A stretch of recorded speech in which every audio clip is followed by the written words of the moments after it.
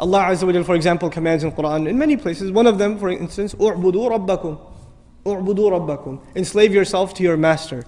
If you want to know, we study a lot of Quran, you know. You could study tafsir for years and years and years and years.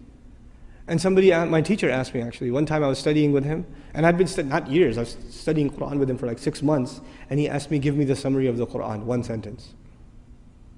Actually, and I said, one sentence? He goes, okay, fine, 2. So he wants a summary of the whole Quran in 2 sentences. And I'm thinking, I'm going, in my head, I'm doing a review of the stuff he talks about all the time. How am I going to summarize the entire Quran in 2 sentences? And I remembered what he said, and I used it, and he said, you're right. Alhamdulillah. Here's what it was. Number 1, accept Allah as master and accept yourself as slave. A lot of people accept Allah as master, but they still don't accept themselves as slave. Just accept it. Internalize that He is master, you are slave. Accept that. Number 1. And after you accept that, the second sentence, accept that this guidance is only beneficial to people who accept themselves as slaves. That's it. You say, Iyaka na'budu, you accept yourself as slave. Then what are you ready for? Ihdina sirat. Guidance. Slavery and guidance is the summary of the entire Quran.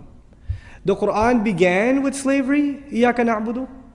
It begins with slavery, and at the end, again, he calls himself master, which alludes to us as what? If he's the master of the people are his slaves.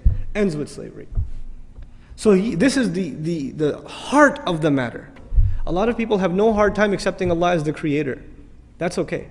That's not the hard part. Or accepting Allah as merciful, or as wise, or as powerful, or as one. All of that stuff's easy.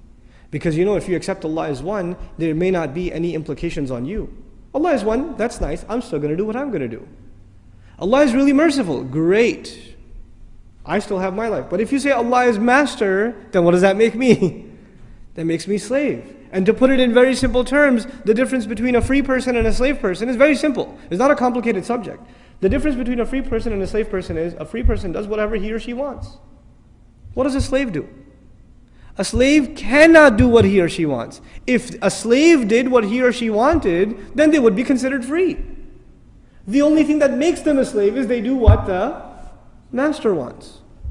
If you accept that your will comes under the will of Allah, your will has to be submitted like a slave before the will of the master. Then you've understood what this book is, what this message is. That's the summary of this message. It sounds very simple. I mean, it takes 5 minutes to explain, but internalizing that is a lifelong struggle.